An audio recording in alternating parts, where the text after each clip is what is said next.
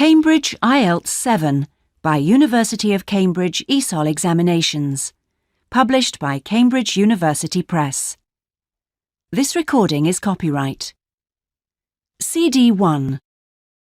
You will hear a number of different recordings and you will have to answer questions on what you hear. There will be time for you to read the instructions and questions, and you will have a chance to check your work. All the recordings will be played once only. The test is in 4 sections. At the end of the test, you will be given 10 minutes to transfer your answers to an answer sheet. Now turn to Section 1.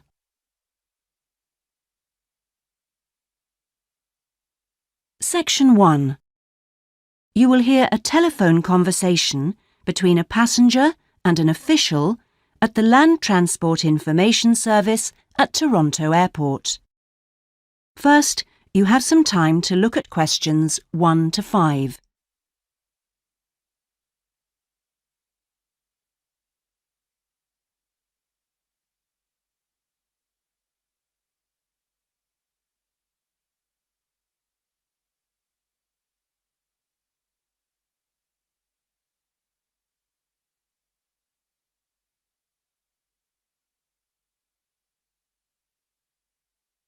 You will see that there is an example that has been done for you.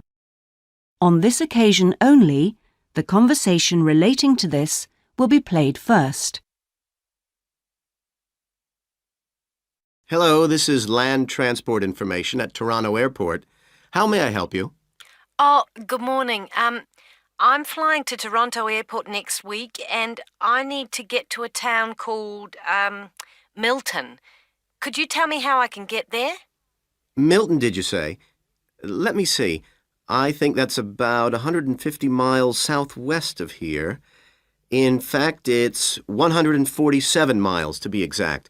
So it'll take you at least, say, 3 to 4 hours by road. The distance from the airport to Milton is 147 miles, so 147 has been written in the space. Now we shall begin. You should answer the questions as you listen, because you will not hear the recording a second time. Listen carefully and answer questions 1 to 5. Hello, this is Land Transport Information at Toronto Airport. How may I help you?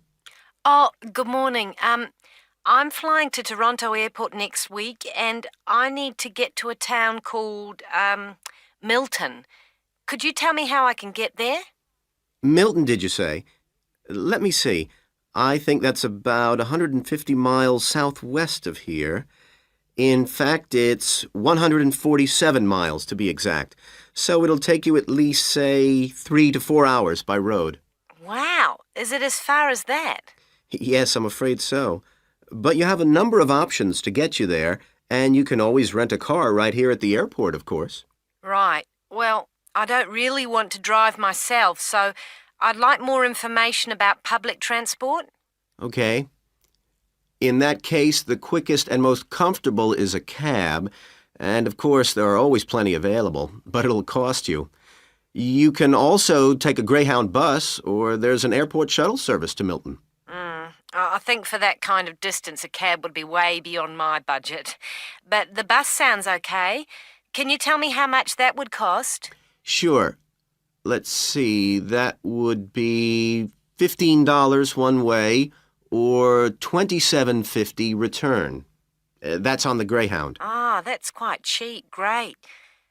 Whereabouts does it stop in Milton? It goes directly from the airport here to the city center, and it's pretty fast. But you have to bear in mind that there is only one departure a day, so it depends what time your flight gets in. Ah, of course. Hang on. Oh, we're due to get there at 11:30 a.m. Too bad. The bus leaves at 3:45, so you would have quite a wait, more than 4 hours. Oh, I see. Well, what about the shuttle you mentioned? Okay, that's from the airport right to your hotel or private address. It's a door-to-door service, and it would suit you much better because there's one every 2 hours. So how much does that cost? Let's see. Yeah, that's $35 one way, $65 return. So I guess it's a bit more expensive than the Greyhound. Oh, that doesn't sound too bad, especially if it'll take me straight to the hotel. But you do need to reserve a seat. Okay. Is it possible to make a booking right now, through you? Sure. Before you hear the rest of the conversation, you have some time to look at questions 6 to 10.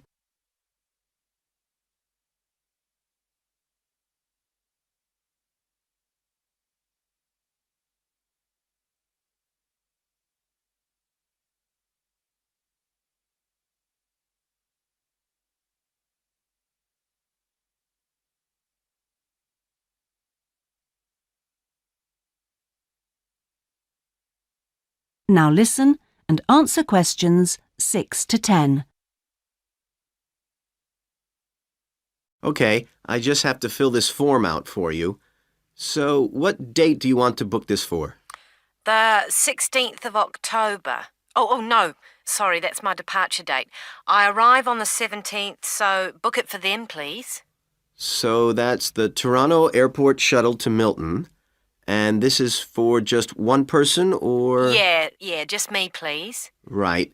And you said your expected time of arrival was 11:30? So if I book your shuttle for after 12, let's say 12:30, that should give you plenty of time to, collect your baggage, maybe grab a coffee. Yeah, that sounds fine, as long as we land on time. Well, we'll take your flight details, so you don't need to worry too much about that. Now, what about the fare? What sort of ticket do you want? One way or? Yeah, that'll be fine, provided I can book the return trip once I'm there. No problem. Just allow a couple of days in advance to make sure you get a seat. And what is your name, please? Janet Thompson. Is that Thompson spelled with a P? No, it's Thomson. Okay. And you'll be coming from the UK? What flight will you be traveling on? Oh, it's Air Canada flight number AC936 from London Heathrow. Right. Now, do you know where you'll be staying? We need to give the driver an address. Yes, it's called the Vacation Motel, and I think it's near the town centre. Anyway, the address is 24 Kitchener Street. That's Kitchener Street. That's fine. Right, so that's $35 to pay, please. Have you got your credit card number there? Yes, it's a Visa card, and the number is 3303 8450 2045 6837. Okay. Well, that seems to be everything. Have a good trip, and we'll see you in Toronto next week. Yes, bye. Oh, thanks for your help. That is the end of section 1. You now have half a minute to check your answers.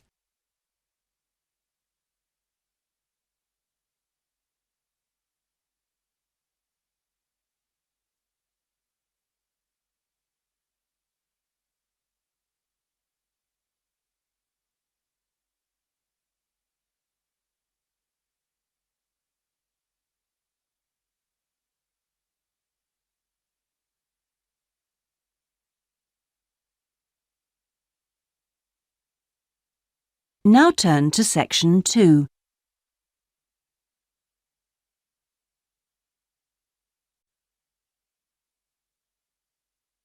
Section 2. You will hear a representative from a holiday company called PS Camping giving a talk about the holidays the company organises. First, you have some time to look at questions 11 to 16.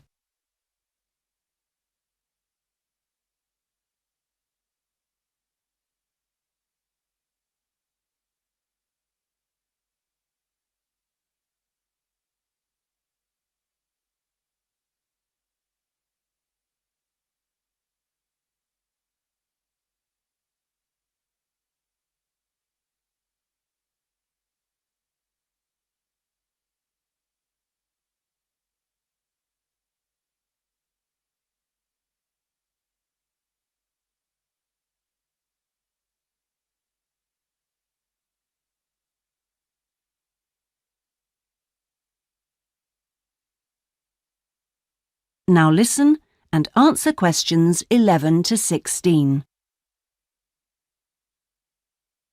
Thank you all for coming to my talk this evening. It's nice to see so many people in the audience. For those of you who don't know very much about PS Camping, let me start by giving you some background information about the company. The company started 25 years ago.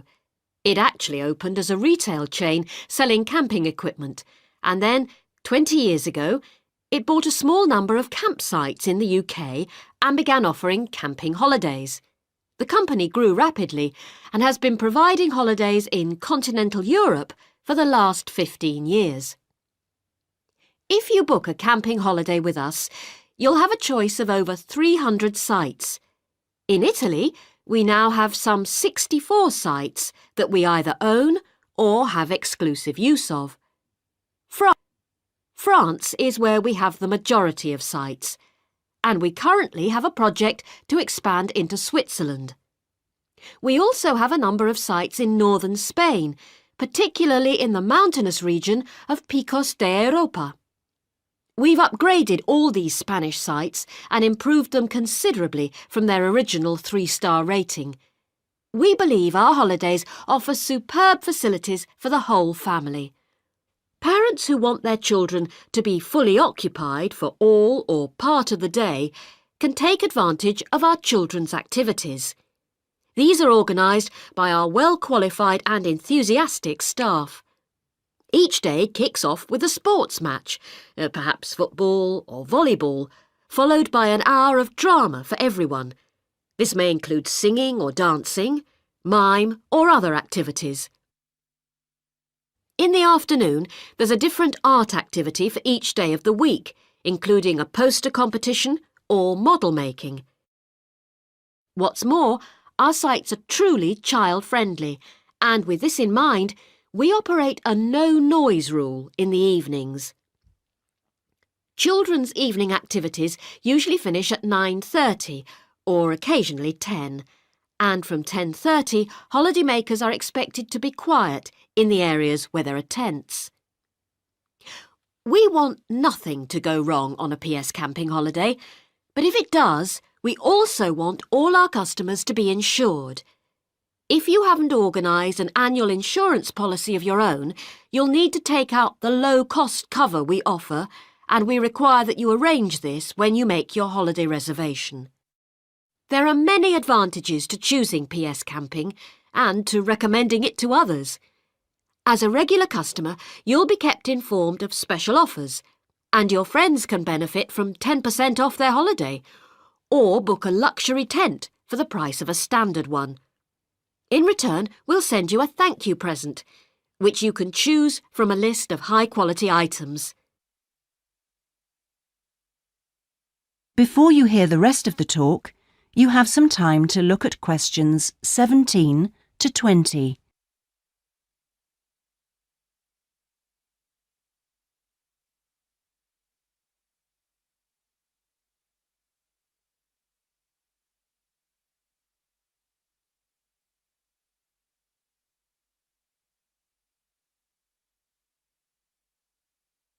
Now listen and answer questions 17 to 20. When it comes to our tents, these are equipped to the highest standard. We really do think of every essential detail, from an oven and cooking rings fuelled by bottled gas to mirrors in the bedroom areas. If you don't want to cook indoors, you can borrow a barbecue if you ask in advance for one to be made available. And there's even a picnic blanket to sit on outside your tent. Inside, a box of games and toys can be found, and children's tents can be hired if required. All tents have a fridge, and if you want to spend the day on the beach, for example, ask for a specially designed PS Camping cool box, which will keep your food and drinks chilled. There are excellent washing facilities at all our sites, with washing machines and clothes lines in the central areas, along with mops and buckets in case your tent needs cleaning during your stay. All sites have a cafe and/or a shop for those who'd rather eat in than dine at a local restaurant. That is the end of section 2. You now have half a minute to check your answers.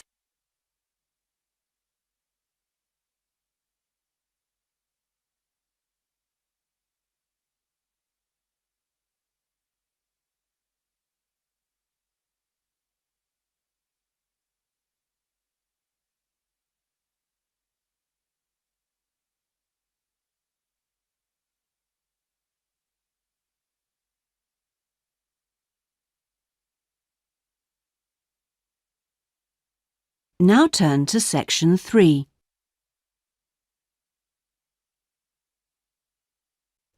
Section 3.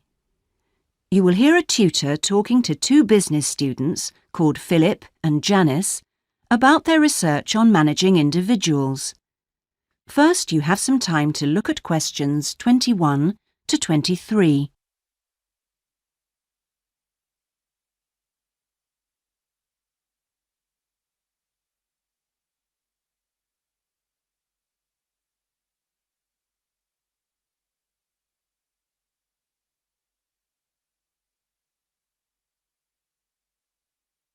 Now listen carefully and answer questions 21 to 23. Well, you've both at different styles of managing individuals in companies and the workplace. How's the research going, Philip? Well, I've been looking at why individualism, individual differences, are such an important area of management studies. When you think about any organisation, be it a family business or a multinational company, they're all fundamentally a group of people working together. But it's what these individuals contribute to their places of work that makes you realise how important they are. Of course, they bring different ideas, but it's also their attitudes and their experiences of learning. Diversity is important in these areas too. So why do people behave so differently from one another at work? There are lots of reasons, but research has shown that a lot of it comes down to personality. And the other factor is gender. It's a well-known fact that men and women do lots of things in different ways, and the workplace is no different. Did you look at the effects of this variation on companies? Yes, I did. On the positive side, exposure to such diversity helps encourage creativity, which is generally an asset to a company. But unfortunately, individual differences are also the root of conflict between staff, and they can lead to difficulties for management, which can sometimes be serious. Before you hear the rest of the conversation, you have some time to look at questions 24 to 30.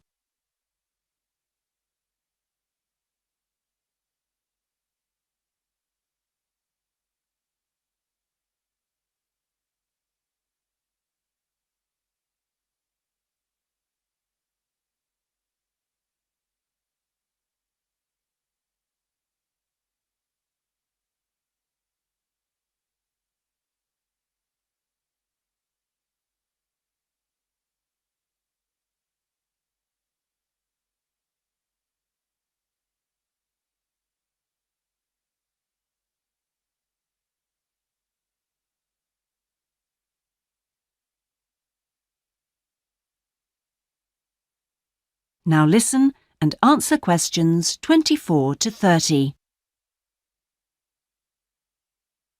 Thanks, Philip. So now I guess the two main things to remember here are to identify individual talent and then to utilize it.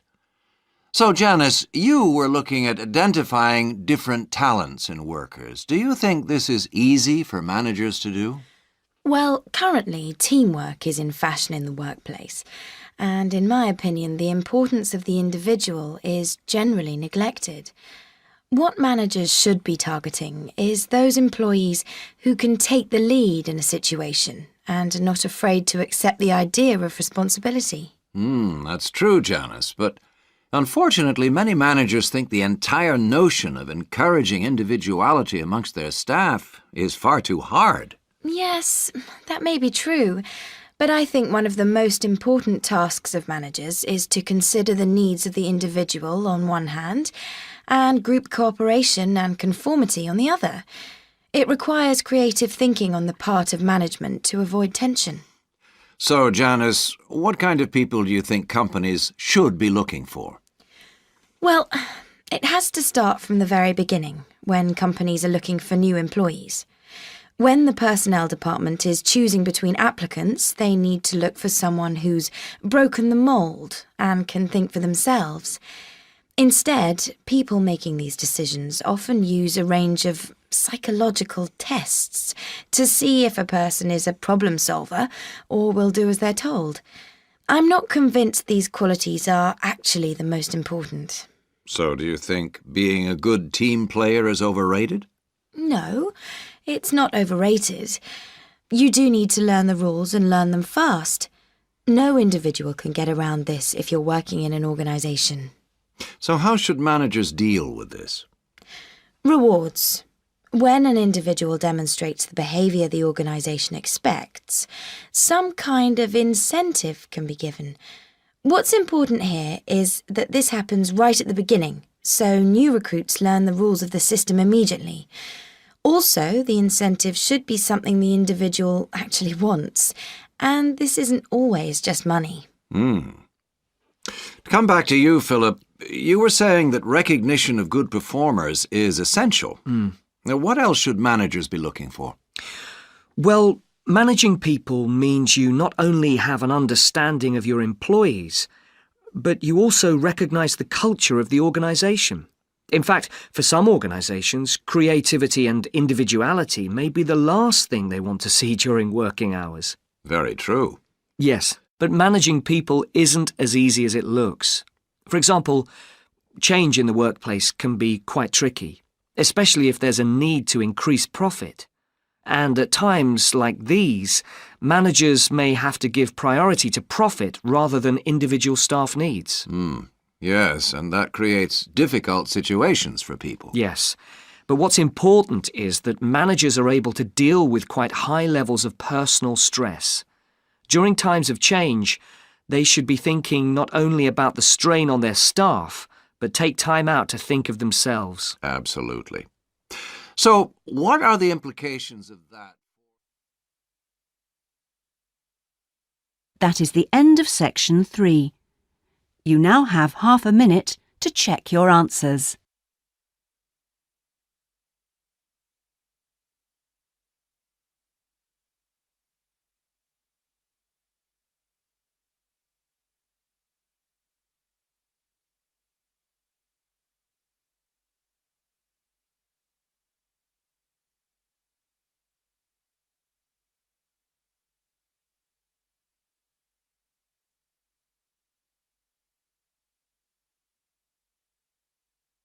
Now turn to section 4.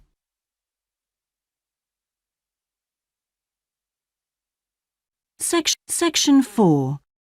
You will hear part of a lecture about cave paintings and other types of rock art. First, you have some time to look at questions 31 to 40.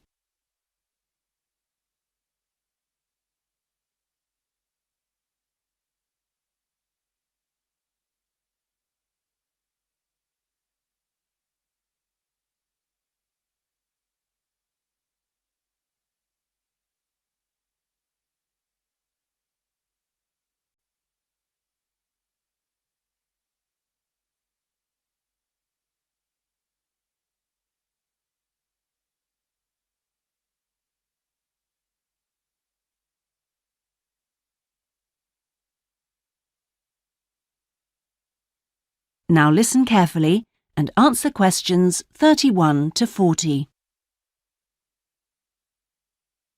Good afternoon, everyone. This is the first seminar in preparation for our archaeological fieldwork in Namibia. We are fantastically lucky to have received partial research funding for this trip from our institute, so I shall expect 200% attention and participation from you all. First, in this seminar, I'm going to give a brief introduction to contemporary research on rock art. And in the second part, I'm going to give you some do's and don'ts for our fieldwork trip in April. So please listen very carefully. I'm first going to focus on the interpretation of rock art in Namibia. We are very fortunate to be going to an area where you can find some of the most important sites in the entire world. And I hope to show you how easy it is for everyone to make mistakes in looking at cultures which are different from our own, the first and most important lesson we have to learn. In Namibia, there are both paintings and engravings. That's where the surface of the rock is cut out. Many of the engravings show footprints of animals, and most scholars used to think that the purpose of these was simple and obvious. This rock art was like a school book with pictures to teach children about tracks, which track belonged to which animal, giraffe, lion, and so on. But there were some mysteries. First, when you look at a typical Namibian painting or engraving, you see the tracks are repeated. There are dozens of tracks for the same animal. You'd expect just one clear illustration if the reason, the aim was to teach tracking. Now, there were two more problems. Why are some of the engravings of animals very accurate, as you'd expect, all clearly identifiable, and others quite unrealistic? And another mystery. Some of these unrealistic animals, that's in the engravings, seem to be half human. Some, for example, have got human faces. Many researchers now think that these were pictures the wise men engraved of themselves. They believed they could use magic to control the animals they had drawn, so the hunters could then catch them for food. This shows you some of the dangers of coming from one culture to another, as we'll be doing, without understanding it fully. Scholars imagined that children looked at rock art pictures to learn to track, just because they themselves had learnt skills from pictures. Many researchers now believe that rock art had a much more complex purpose, and we'll talk more about it next week.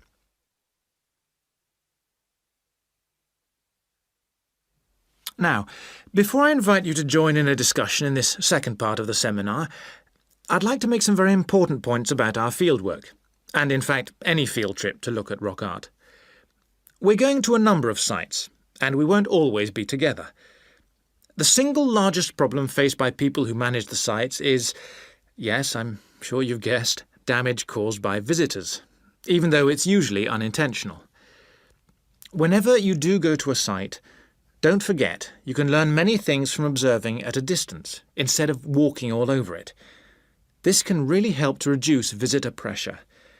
People often say, well, there's only 2 of us, and just this one time. But maybe thousands of people are saying the same thing. And then some basic rules to guide you. We'll have our own camp near a village, but remember never to camp on a site if you go on your own. It may be disrespectful to the people of that culture. And certainly don't make fires, however romantic it may seem. It's really dangerous in dry areas, and you can easily burn priceless undiscovered material by doing so. So, how are we going to enjoy the rock art on our field trip? By looking at it, drawing it, and photographing it. Never by touching it or even tracing it. Rock art is fragile and precious. Remember that climbing on rocks and in caves can destroy in a moment what has lasted for centuries. So, no heroics in Namibia, please. Try to be extra careful and help others to be too. Oh, and lastly, please don't even move rocks or branches to take photographs. You should leave the site intact. I'm sure I can rely on you to do that. Well, that's about all I want to say before today's first discussion. But if you have any questions, please ask them now. Oh, and don't forget you'll find some fascinating information about worldwide sites on the internet. Right, first question then. That is the end of section 4.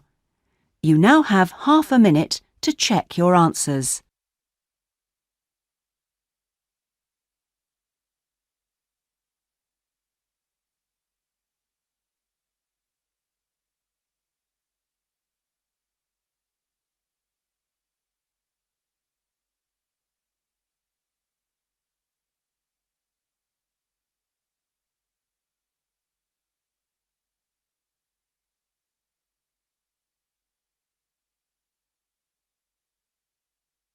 That is the end of the listening test.